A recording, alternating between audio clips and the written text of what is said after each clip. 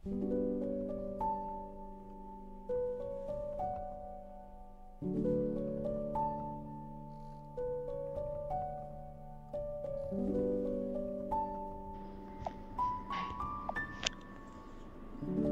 प्रवास प्रवासी पुस्तकांचा.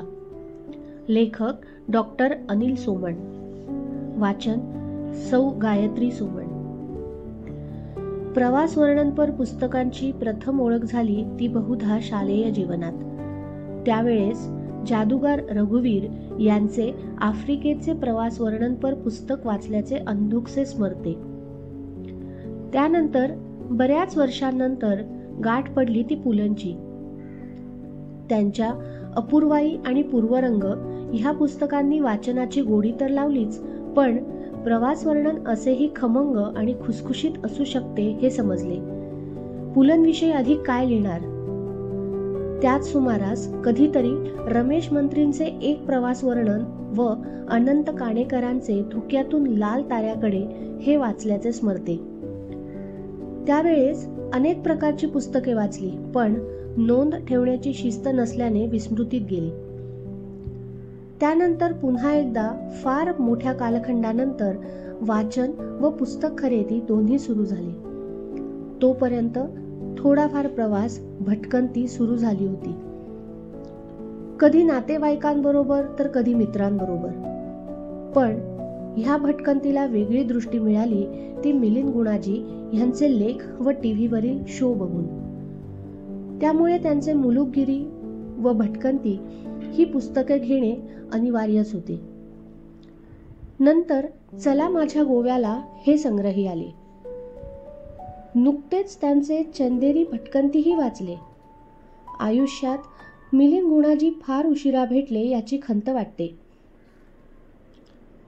इतरही वाचन चालूच होते. त्यात गुरु पद्मसंभव, बौद्ध धर्म, तिबेट ह्याविषयी उत्सुकता निर्माण झाली. म्हणून मीना प्रभू यांचे ही वाट तिबेटची हे आले. प्राचीन ग्रीक संस्कृतीची ओळख ह्या उद्देशाने ग्रीकांजली आले. माझे लंडन का घेतले उमगत नाही. इतरही त्यांची 2 पुस्तके वाचली, इजिप्तायन व दक्षिण रंग. पण पूर्ण संच घेण्याचा मोह कधीच झाला नाही. मीना प्रभूचे लिखाण म्हणजे थांबे नसलेली सुसाट एक्सप्रेस वाटते. कुणीतरी मित्र नर्मदा परिक्रमेला जाऊन आला. मग परिक्रमेचा शोध सुरू झाला. त्यातून संग्रही आले जगन्नाथ कुंटे यांचे प्रसिद्ध असे नर्मदेहर. नंतर नर्मदा परिक्रमेवर अनेक पुस्तके वाचली, पण मला सर्वात भावले ते भारती ठाकूर यांचे नर्मदा परिक्रमा हे पुस्तक. अगदी वेगळ्या शैलीत लिहिलेले. ठाकूर यांचे हे पुस्तक म्हणजे सखी बरोबर केलेला आत्मसंवाद आणि निसर्ग वाचन आहे. गो नि दानचे कुणा एकाची भ्रमणगाथा हे कादंबरी स्वरूपात लिहिलेले पुस्तक तर आहेच. हिमालयाविषयीचे प्रथम प्रवास वर्णन वाचले ते हिमालयाच्या कुशीत नावाचे. इसवी सन 1887 साली स्वामी अखंडानंदांनी हिमालयाची पदयात्रा केली, त्यावर आधारित हे एक छोटेखानी पुस्तक आहे. चारधाम यात्रा आणि इतरही प्रवास झाल्यावर त्याविषयी एखादे पुस्तक वाचणे म्हणजे पुन्हा केलेला प्रवासच असतो. त्यातून एक वेगळाच आनंद मिळतो. म्हणून वासंती घैसास यांचे सफर बद्रीनाथ केदारनाथची व चला सफरीला हे दाखल झाले. स्वर्गारोहिणी कर्दळीवन एक अनुभूती लेखक क्षितिज पाटुकले व अद्भुत कैलास लेखक विलास वैद्य ही साहसपूर्ण धार्मिक पर्यटन घडविणारी माहितीपूर्ण अशी पुस्तके आहेत. काही पुस्तके मुद्दामहून माहिती मिळविण्यासाठी हेतुपूर्वक घेतली जातात. प्रवासी कंपन्यांमुळे देशाबाहेर पाऊल पडले व युरोपला जाण्यापूर्वी युरोपची थोडीफार माहिती असावी म्हणून युरोप सहलीचा सोबती लेखक गाडगीळ, कर्वे हे दाखल झाले.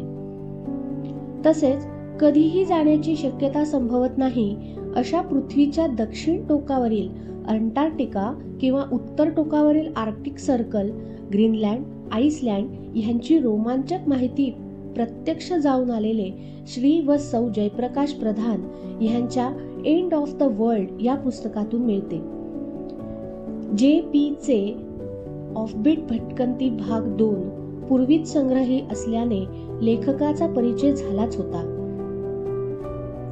झाशीच्या राणीचे चरित्र वाचत असताना त्यात अनेकदा गोडसे भटजींच्या पुस्तकाचा उल्लेख येत असे.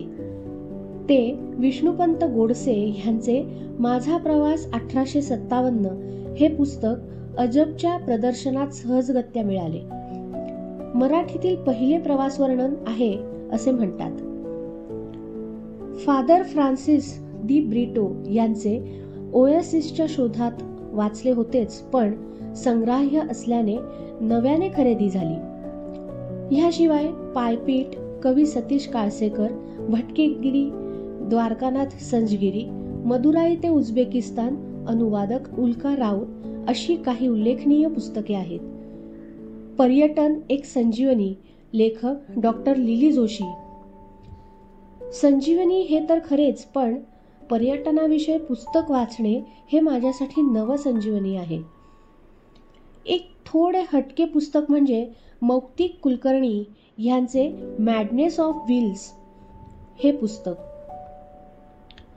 दक्षिण अमेरिकेतील पेरू, चिली इत्यादी देशात मोटारसायकलवरून केलेली एकल भ्रमंती ही त्याची ही कथा. मोटारसायकल डायरीज हा सिनेमा आणि चे गव्हेराची एकल भ्रमंती ही लेखकाची प्रेरणास्थाने आहेत. अलीकडील खरेदीपैकी श्री रवी वाळेकर यांचे कंबोडायन ह्या पुस्तकाविषयी मी ह्या समूहात पूर्वी सविस्तर लिहिले आहे. त्यांचे इंडोनेशियन हे दुसरे पुस्तक सध्या हातात आहे आणि ते पहिल्या पुस्तकाप्रमाणेच सुंदर वाचनीय असणार ह्यात शंका नाही. वाचनालयातून आणलेल्या पुस्तकांपैकी आवर्जून वाचावी अशी 2 पुस्तके आठवतात. एक म्हणजे मिलिंद बोकील यांचे समुद्रापारचा समाज आणि दुसरे सुलभा ब्रह्मनाळकर यांचे बंद खिडकी बाहेर. काही पुस्तके बाहेरगावी गेली असल्याने छायाचित्रात दिसत नाहीयेत. असा हा माझा प्रवासी पुस्तकांबरोबरचा प्रवास चालू आहे. अतिशय निखळ आनंद देणारा, प्रवासानुभूती देणारा, मला पुढील प्रवासासाठी ऊर्जा देणारा असा हा वाचन प्रवास.